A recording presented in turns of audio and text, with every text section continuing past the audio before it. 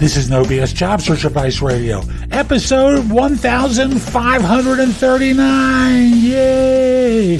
I'm Jeff Altman, the Big Game Hunter, and welcome.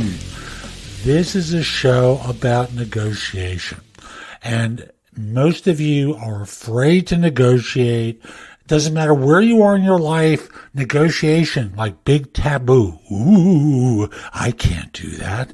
That's hard. They're going to take advantage of me. Whatever excuse you give yourself, you just don't negotiate unless by the time you get to a job offer, you don't have any practice negotiating. So this is a show for you, and I hope you find it helpful. I hope you give it a great review. And by the way, I've got a new class up on Skillshare that's designed to give those of you who are at a manager level and above some questions that you can practice for in your next interview. Hope you find this helpful, and let's get going. You can't be afraid to negotiate. Now, I know everyone gets emotionally hooked in the process of interviewing. They cast out a line, you put your mouth on the hook, and they're reeling you in. It's really the way it is. And there's a point where you've invested a lot of time and effort and emotions in interviewing, and then they make an offer that's low, and you roll your eyes back into your head and you swallow hard and say yes because you don't want to rock the boat. Or earlier on in the process where they're telling you that you're not worth as much money as you think you are, and you swallow hard and agree with them and you keep going forward. Everything is a negotiation, in the interview process. Everything involves each of you posturing for advantage. And I have to include recruiters in this too, because agency recruiters, third-party contingency recruiters, even executive search firms, everyone's posturing for an advantage in this situation. And it involves creating space in the job hunter's mind, in the employer's mind for influence. And influence toward the ultimate goal of delivering a person into a job and them staying for a period of time. Now, for you as the job hunter, you're the ultimate fish here because everyone is telling you that you're doing it wrong. Yet you've researched, and this is really the key here, you've researched value from reputable sources, not talking to three bozo friends of yours who know nothing about the market, but you've actually done some pay scale research and determined your real value. And when they're telling you you're not worth it, you're letting that go by. They can do it like, our range is up to 110 or 180 or 275, whatever the number is. And you're not as strong as, well, why are you interviewing me? What makes you come to that valuation? Because what I see online or what I see in my conversations with people is very different than your opinion.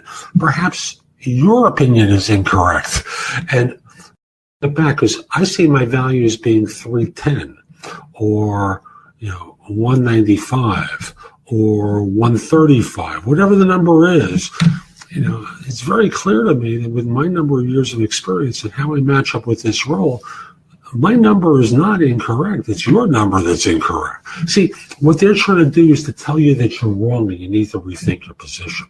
Why aren't you turning this around and pointing out to them that perhaps their opinion is incorrect? I'm talking to 4 other firms at this price point, and no one is batting an eye on what they're saying.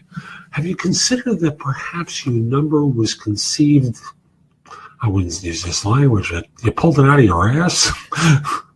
But you get the point.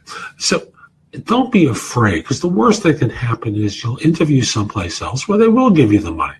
Now, it may not have the pretty offices. It may not have this specific team there. And they may actually have a nicer set of offices and even better people and an appreciation for you that these folks don't have. Once a firm is trying to collapse your thinking so early, understand they're going to keep doing that while you work for them. Is that really what you want? You want to be valued properly, and you want to always point out to them that their thinking isn't always correct. You certainly have opinions that are worth listening to as well.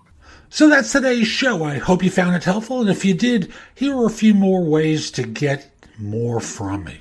First of all, visit my website, which is thebiggamehunter.us.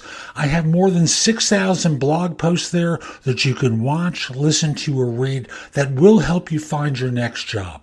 If you want the best of my advice, join JobSearchCoachingHQ.com, where I've curated information with a focus on interviewing. If you decide to take the lifetime membership at the site, it's $299 currently, but that's the price of a coaching session or an hour of coaching from me, and I'll be giving that to you if you join with a lifetime membership. Have a few questions? Contact me through the Magnify app for iOS or PrestoExperts.com, where you can call me. Schedule a specific time with me through chat on Magnify or by connecting with me on LinkedIn at linkedin.com/IN/The Big Game Hunter. Once we're connected on LinkedIn, you can message me about coaching you, scheduling a time for Magnify or Presto Experts, speak with me about a resume or LinkedIn profile critique, help you with a salary negotiation or my trusted advisor services, and much, much more. Like you, I don't work for free. I do charge for what I do.